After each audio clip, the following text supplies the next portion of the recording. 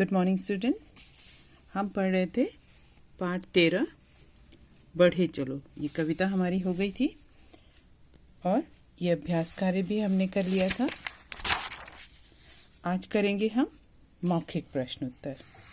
तो यहाँ देखिए, मौखिक प्रश्न में पहला है शुद्ध उच्चारण कीजिए। इन्हें बोलकर देखना है इन शब्दों को और सही सही इन्हें बोलना है।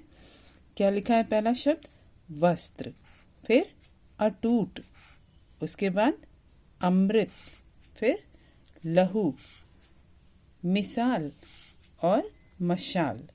इसमें सा है, इसमें शा है। मिसाल और मशाल। ठीक, चलिए करते हैं प्रश्नोत्तर। पहला प्रश्न है, कवि किसे अमृत का घूंट बनाना चाहता है? तो उत्तर लिखेंगे, कवि होठों में भरे काले विष को अमृत का घूंट बनाना चाहता है। कवि होठों में भरे काले विष को अमृत का घूंट बनाना चाहता है।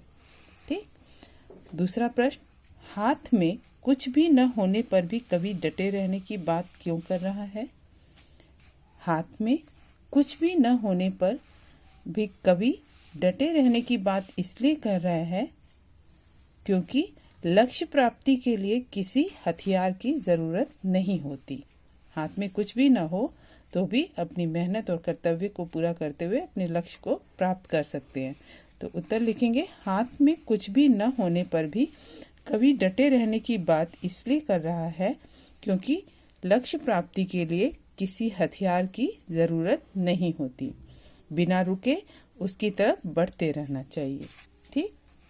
अगला प्रश्न है, गगन उगलता आग से कवि का क्या आशय है? इसका मतलब क्या है?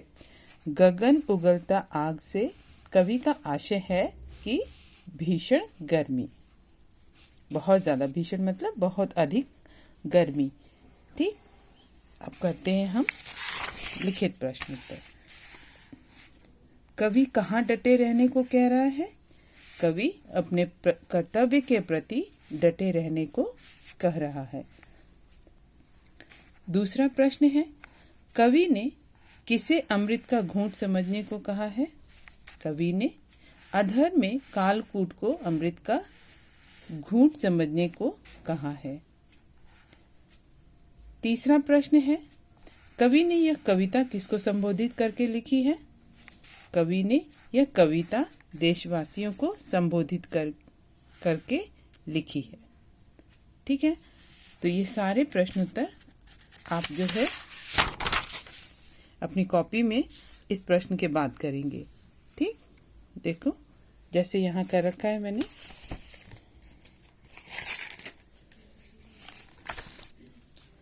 कठिन शब्द, इसके बाद यहाँ पर शब्दार्थ करना है, फिर रिक्त स्थान, फिर संयुक्त अक्षरों से बने शब्द, उसके बाद यहाँ मौखिक प्रश्न उत्तर।